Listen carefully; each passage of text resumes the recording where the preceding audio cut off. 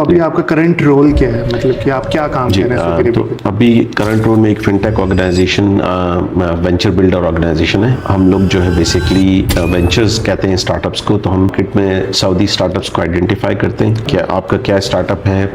अगर आपका आइडिया हमारे स्ट्रैटेजी से अलाइन करता है तो हमारा कुछ क्राइटेरिया है, उस क्राइटेरिया की बेस पे हम आपको इवेल्युएट करते हैं। अगर आप उस क्राइटेरिया पे पूरे उतरते हैं तो फिर हम आपको ना सिर्फ फाइनेंशियल सपोर्ट देते हैं, बल्कि हम आपको पूरा गाइड करते हैं, मेंटरशिप करते हैं, आपको रिसोर्सेज प्रोवाइड करते हैं आइडिया से लेके लॉन्च तक। मुझे रिसेंटली पता चला है कि मिसाल के तौर पर अगर मेरे पास कोई आइडिया या मेरी कोई प्रोडक्ट लॉन्च हो चुकी है पाकिस्तान के अंदर, ठीक है, और अगर मैं यहाँ पे लॉन्च करना चाहता हूँ तो उसकी बेस पे मैं PR भी ले सकता हूँ और गवर्नमेंट मुझे फंड भी करती है। Is it correct? हाँ, ये देखिए दो चीज़ें आपने मिक्स कर दी इसमें। एक तो आपकी अगर कंपनी वहाँ पाकिस्तान में रजिस्टर्ड है, ठीक है, आप उस कंपनी की यहाँ पे ब्रांच ऑफिस खोल सकते हैं। आपको दूसरी कंपनी खोलने की जरूरत नहीं है। आप वो कंपनी खोलेंगे, लेकिन वो एक डिफरेंट बात है, आपको रजिस्ट्रेशन करनी होगी, उसमें फंडिंग वगैरह सब आपकी है। दूसरा ये है कि आप कोई प्रोडक्ट या अपनी कंपनी यहाँ लॉन्च करना चाह रहे हैं, लेकिन आपको फंडिंग चाहिए, तो वो एक डिफरेंट बात हो जाता है। वो फंडिंग के लिए फिर आपको जिस भी वेंचर बिल्डर के पास जाएंगे या जिस स्पॉन्सर के पास जाएंगे जो आपको फंडिंग दे रहा है,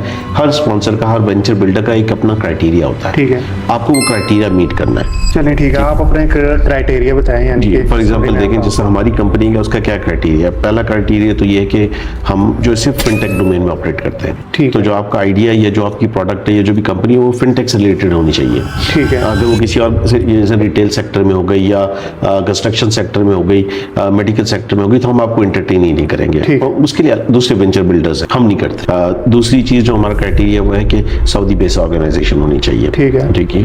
और तीसरा क्राइटेरिया ये कि आपका जो है वो ओनरशिप जो है वो 50% या उससे ज्यादा सऊदी ओनरशिप होनी चाहिए, ठीक है। अगर आप एक्सपर्ट हैं और आप हमसे फंडिंग लेना चाहते हैं तो आपको एक पार्टनर करना पड़ेगा जिसके पास आपकी 51% ओनरशिप हो, 49% ओनरशिप आप रख सकते हैं, तो फिर हम एंटरटेन कर सकते हैं। ये हम बड़ा बेसिक सा क्राइटेरिया है। उसके बाद हमारे जो है वो हमारा AI पावर्ड सिस्टम है पूरा एवेल्युएशन का, उसमें हमारे थाउजेंड्स ऑफ पैरामीटर्स हैं, राइट। तो वो आप जब हमें अपना आइडिया पिच करते हैं, हमारी वेबसाइट पे है, मैं वेबसाइट बता सकता हूँ 957ventures.com, आप उस वेबसाइट पे जाएं, आप अपना फिल इन करें कि अप्लाई फॉर फंडिंग, पूरा एक सेक्शन है, आप वो फिल करें, तो हमारा AI पावर्ड इंजन है वो आपको उस क्राइटेरिया के बेस पे रैंक करके स्कोर देता है, राइट।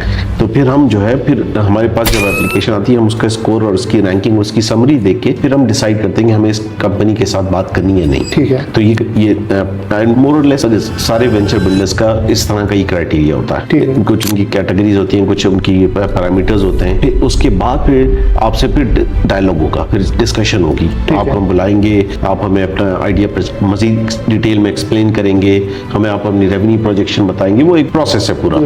तो अगर फिर वो सब चीज़ें अप्रूव हो जाएंगी तो फिर हम आपकी फंडिंग आस्क अपने बोर्ड को प्रेजेंट करेंगे, हमारा बोर्ड वो अप्रूव करेगा, अप्रूव कर देगा, तो फिर हम आपको एक वन गो में कोई भी आपको फंडिंग नहीं देता, ठीक है। आपको फंडिंग मिलेगी बैचेस में, तो आपको टारगेट दे दिया जाएगा कि भाई आप कम से कम ये अचीव करो तो हम आपको फर्स्ट बैच ऑफ फंडिंग देंगे, फिर सेकंड टारगेट, फिर थर्ड टारगेट, इस तरह से।